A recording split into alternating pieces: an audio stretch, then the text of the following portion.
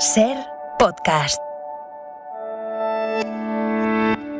Hola, soy Javier Ruiz y esto es Hora 25 de los negocios. Hoy, pagar por usar las autovías.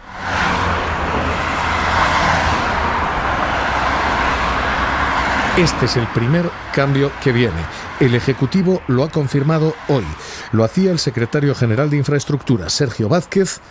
Habrá pago por usar las autovías. Sostenible un incremento de tráficos en el transporte de carretera como el que estamos teniendo. Y por ello también, y lo decimos con claridad desde el Ministerio, no podemos cerrar los ojos ante esa evidencia de sobresaturación de nuestras carreteras y también del déficit de inversión en conservación de nuestra red viaria, y por eso vamos a abordar con rotundidad una reforma que introduzca una tarificación en nuestra red viaria para tener una herramienta no solo de financiera para no pagar con los impuestos de todos la conservación de nuestras carreteras, sino también una herramienta que sirva para modular el uso del transporte y los usos de transporte más contaminantes, y que sirva de beneficio también a las alternativas de transporte más sostenibles como es el ferrocarril. Esto es literalmente lo que ha dicho el Ejecutivo. Se va a introducir una herramienta que permita tarificar.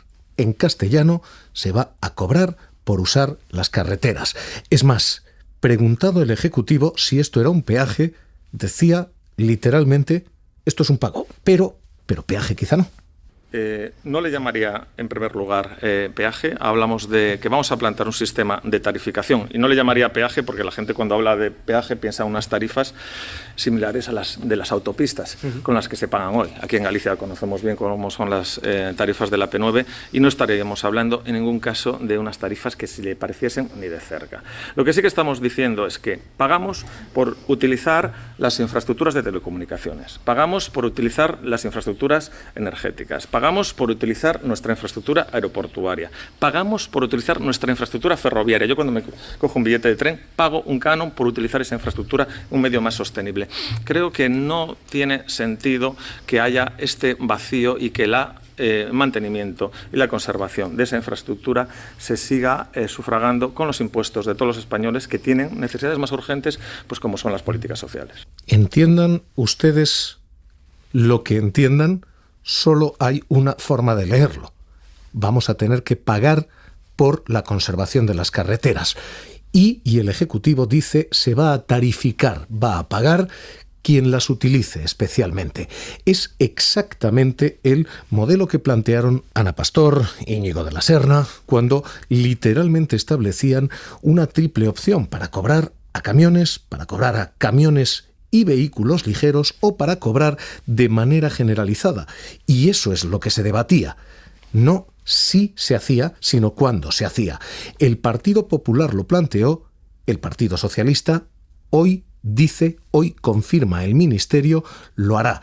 De hecho, la ministra Raquel Sánchez, en Consejo de Ministros, decía literalmente que esto ya no es una cuestión de sí, sino una cuestión de cuándo, que pagaremos por usar las autovías. Pues, en fin, no queremos tampoco demorar la aplicación de ese sistema, pero decir que tenemos al menos este margen para poderlo aplicar, pero sí que decirles que estamos trabajando para poderlo anunciar y sobre todo que sea conocido, para también tranquilidad de los sectores principalmente afectados. Los transportes, nos consta que existe preocupación en ese sentido, pero insisto en que abordaremos una propuesta rigurosa y sostenible. Y eso es en lo que trabaja el Ejecutivo. ¿Exactamente en qué? Eladio Meizoso, ¿qué tal? Muy buenas noches.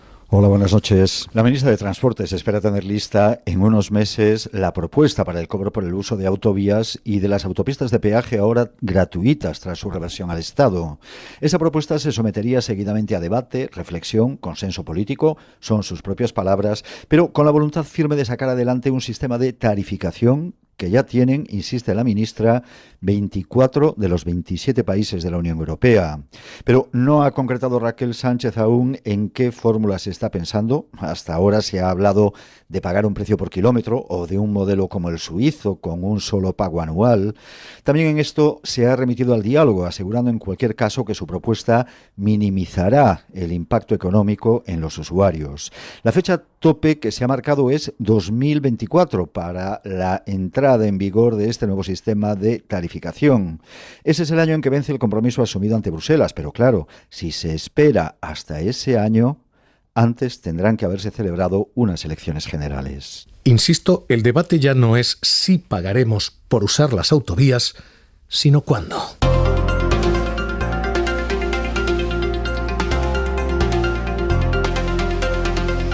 Porque el Ejecutivo dispone de margen hasta el año 2024, pero el Ejecutivo ha confirmado ya hoy, como confirmó literalmente anteayer, en noviembre de 2018, que esta era la intención. Lo hacía el entonces ministro José Luis Ábalos. Que lo ideal es que formara parte de un consenso de las formaciones políticas, apostando por un modelo de sostenibilidad. Y ahora mismo lo único que frena esa decisión parece ser la falta de consenso político. Más bien, la campaña electoral que esto puede montar. Cobrar a los conductores por utilizar autovías que hasta ahora no han tenido que pagar de manera directa puede ser munición a manos de un Partido Popular que, por cierto, propuso lo mismo, cobrar a los conductores anteayer. García Legaz. ¿Por qué el coste de mantener una autovía lo tiene que pagar quien va en autobús o quien utiliza el transporte público? El Partido Popular llegó a solicitar en el año 2018 al INECO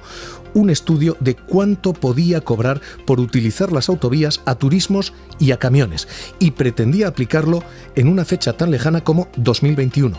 Este mismo año. El documento, que le reveló la SER, fechado el 28 de febrero de 2018, pretendía recaudar 2.743 millones de euros cobrando esto, peajes por utilizar las carreteras.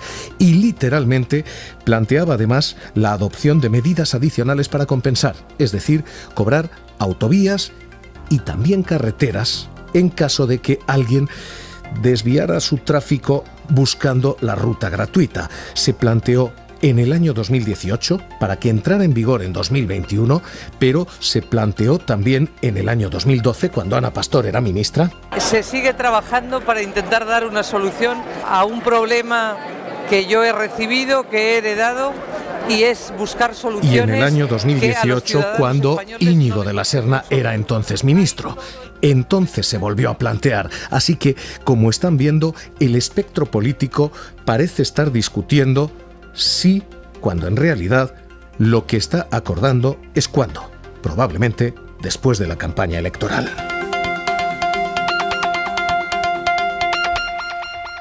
Y a partir de aquí, la pregunta es ¿quién? ¿Quién va a pagar todo esto? ¿Los conductores o todos los profesionales? Juan José Gil, secretario general de FENADISMER, ¿qué tal? Muy buenas noches.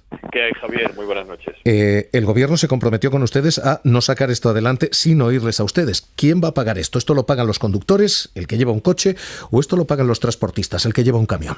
Bueno, pues eso es lo que nos gustaría saber. Se está planteando es la necesidad de recaudar más. En este caso se ha utilizado las carreteras, como se podía haber utilizado otro argumento, pero lo que hay de fondo en realidad es la necesidad de que este gobierno, para atender sus políticas sociales, como cualquier otro, pues lógicamente necesita recaudar más.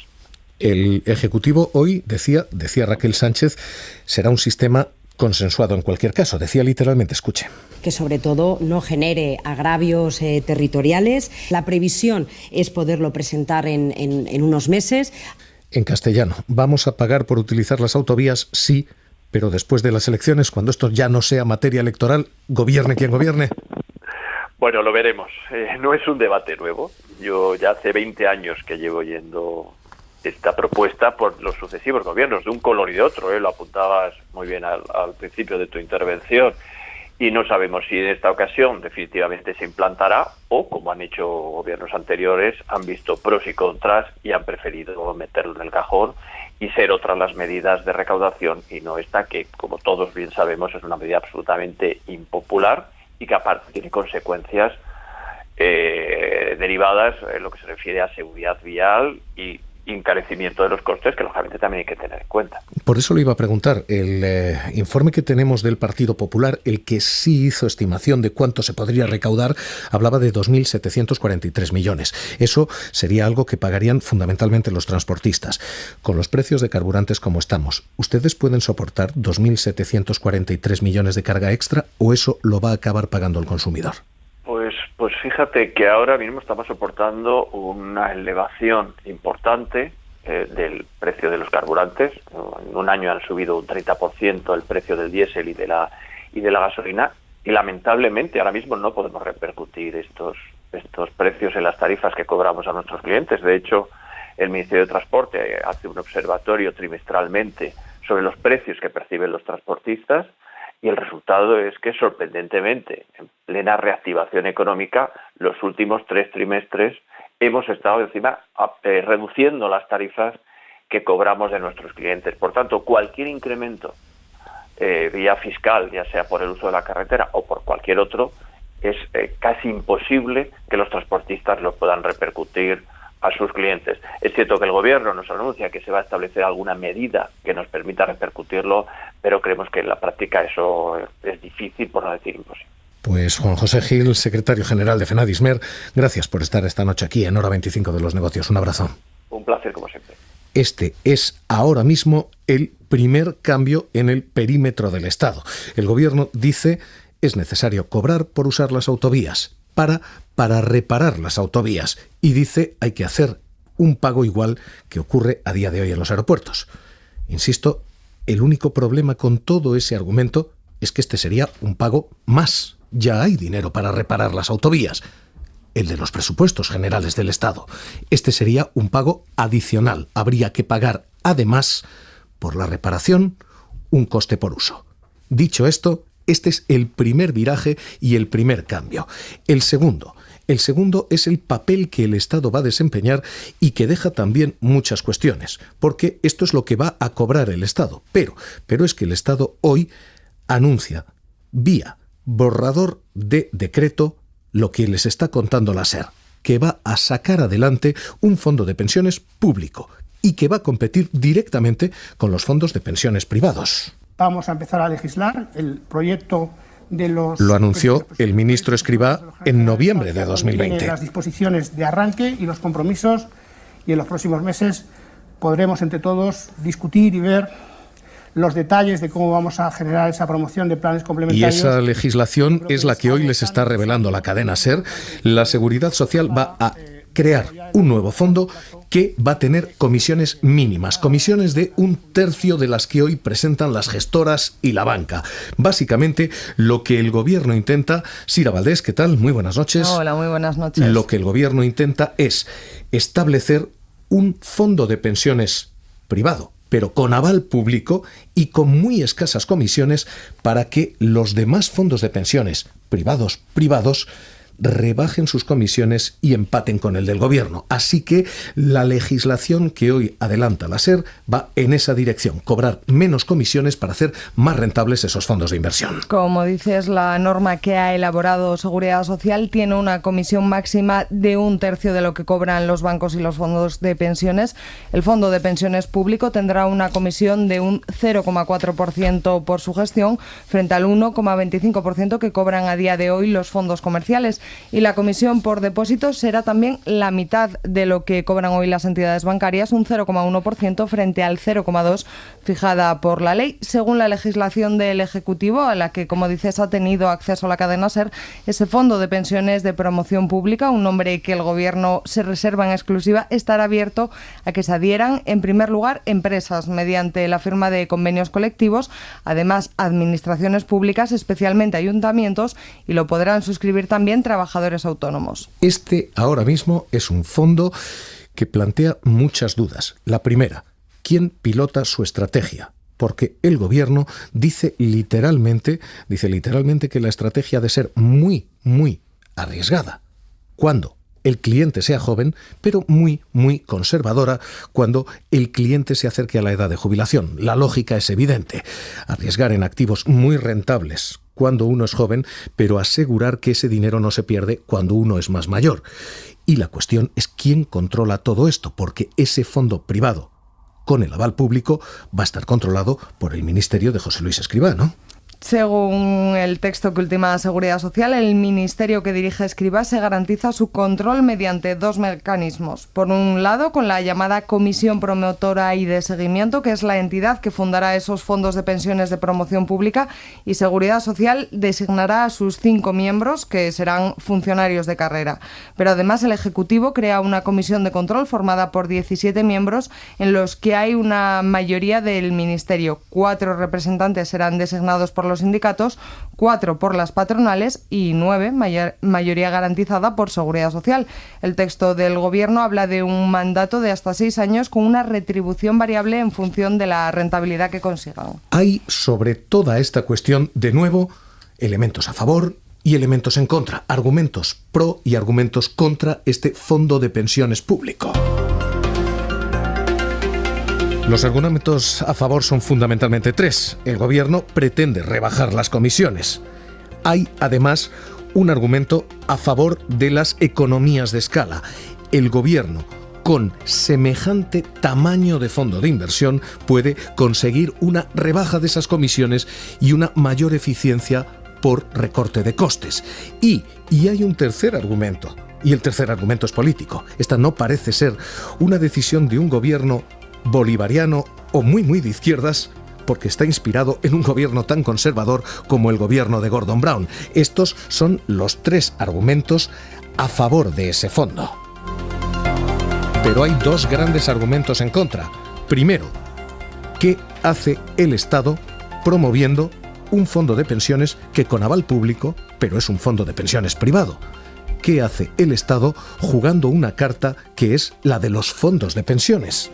Y segundo, mezclando este debate con la sostenibilidad de las pensiones, tal y como hoy denunciaban los propios sindicatos. Pepe Álvarez. En todo caso, si el Gobierno tiene una propuesta, pues que la haga, la discutiremos, pero no en el marco de la renovación del Pacto de Toledo, porque nos parece que esta es una cuestión que nada tiene que ver con el Pacto de Toledo. Hay una batalla servida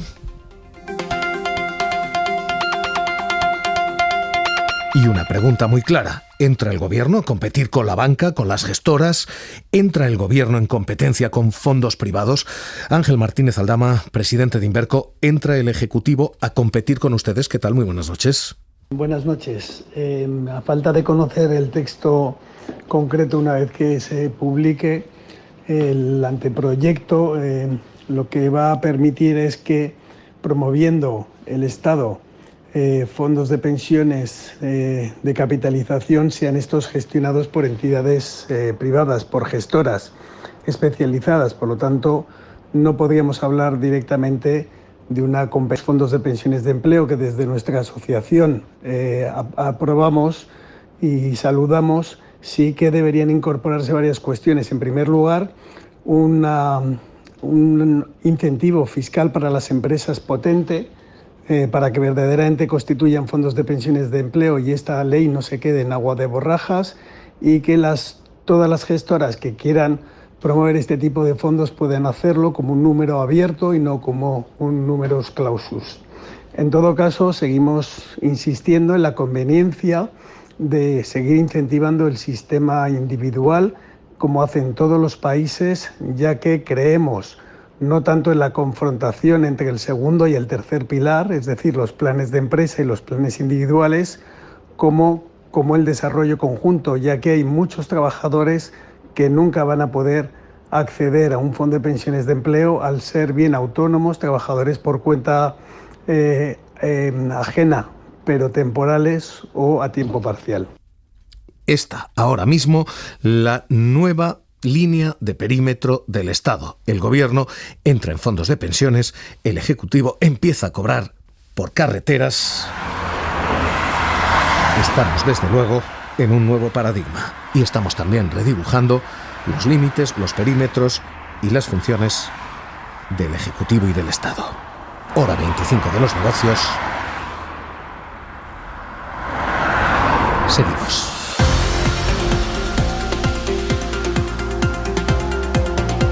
Suscríbete a Hora 25 de los negocios. Todos los episodios y contenidos adicionales en la app de Cadena SER y en nuestros canales de Apple Podcast, Spotify, iVoox, Google Podcast y YouTube.